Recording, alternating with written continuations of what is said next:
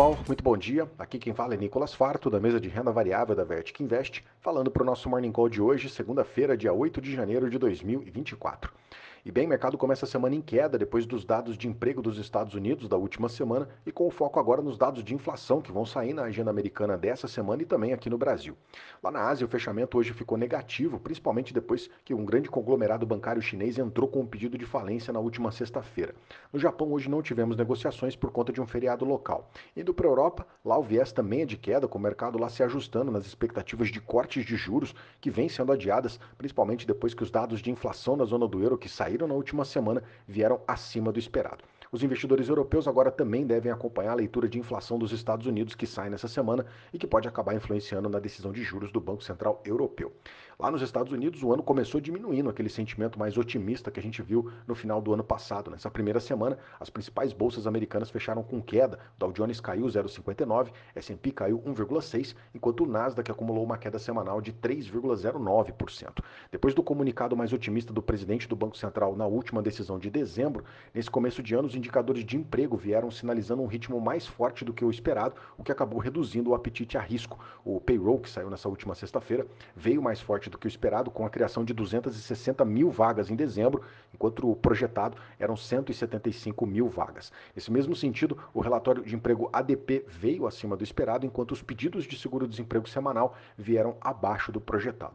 Fora isso, a ata da última reunião do FONC também veio com um tom mais agressivo do que o comunicado de dezembro, o que acabou contribuindo para um clima de aversão a risco nessa primeira semana do ano. Com tudo isso, os juros de 10 anos lá nos Estados Unidos voltaram a subir e chegaram a ser negociados acima dos 4% ao ano, como no começo de dezembro.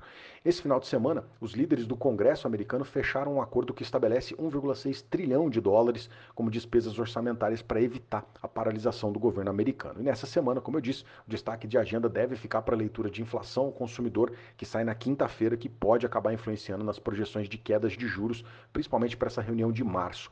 Fora isso, na sexta-feira também começa a temporada de resultados, com os bancos começando a divulgar os seus números do quarto trimestre de 2023. Atualizando aqui as bolsas, S&P Futuro cai 0,31, Eurostock 600 cai 0,35, FTSE de Londres cai 0,36% agora. No Japão não tivemos negociações, na China o Xangai Composite caiu 1,42%. DXY dólar index está subindo 0,12% agora, enquanto os juros de 10 anos do mercado americano caem um pouco, queda de 0,37%, cotado a 4,02% no anualizado. Enquanto o petróleo está caindo agora de manhã, o petróleo Brent cai 1,10 e está cotado a 77 dólares e 90 centavos o barril.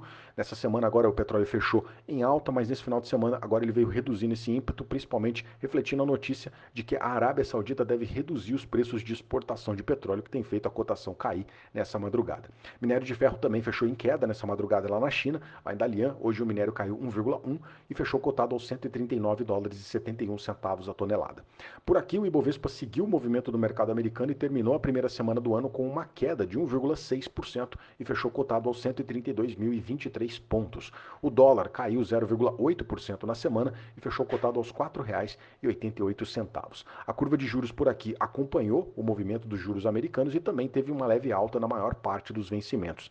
Na parte de indicadores, o relatório de atividade de indústria aqui do Brasil veio com uma alta de 0,5% na comparação com novembro, enquanto acabou ficando praticamente em linha aí com o que já era projetado pelo mercado. Na parte de política, a gente teve pouca movimentação, dado que o Congresso fica em recesso até o final desse mês. O maior destaque nesse campo acabou ficando para as falas do ministro Fernando Haddad, que disse que a prioridade para esse ano vai ser regulamentar a reforma tributária, cumprir a meta fiscal e também criar um mecanismo para controlar ou diminuir, né, a volatilidade do dólar aqui no Brasil. Nas ações, quem mais subiu foi Cielo, que teve uma alta de 5,6% na semana, e Grupo Soma, que acumulou alta de 4,7%. Um outro destaque positivo foi a Petrobras, que acumulou uma alta de 4%, acompanhando a valorização do petróleo no mercado global na última semana, que veio como um reflexo do aumento das tensões lá no Oriente Médio e também com os dados de estoques abaixo do esperado nos Estados Unidos. Na queda, o destaque ficou para Azul, que caiu 13,6% na semana, e MRV, que caiu 12,2% na semana passada. Na agenda dessa semana, o destaque aqui também deve ter foco na leitura de inflação, nosso IPCA, que vai sair na quinta-feira, janeiro, IPCA fechado do mês de dezembro, o time da XP projeta uma alta de 0,5% na comparação mensal, que deve fazer a nossa inflação anual de 2023 fechar em algo próximo a 4,6%. Bem, esses são os destaques para essa semana. Eu agradeço a sua companhia, te desejo um excelente dia. Até amanhã. Um grande abraço. Valeu.